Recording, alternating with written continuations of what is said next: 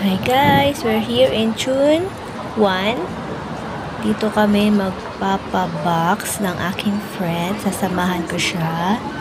And ayan, hinahanap namin ang this specific store, which is the DS store. Kasi bibili kami ng chocolate. Then may nakapagsabing dito banda. Okay, kaya pumunta kami dito din. Wow!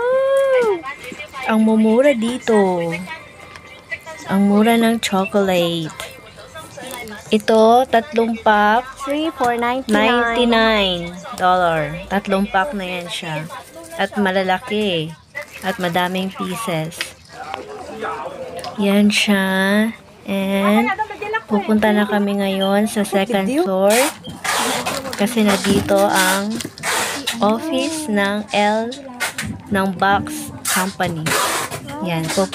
Napupunta sa bound for Mindanao sa Dipolo. At ito ang aming ilalagay. May personalized pencil para kay Unico Iho. Yan. Naka-imprint ang name niya. And after how many years, puno na ang box.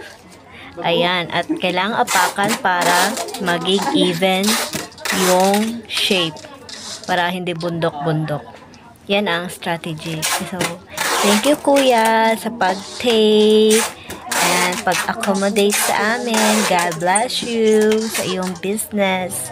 Ingat and God bless sa box na ito. Nawa makarating ng safe sa Pilipinas. So, yan.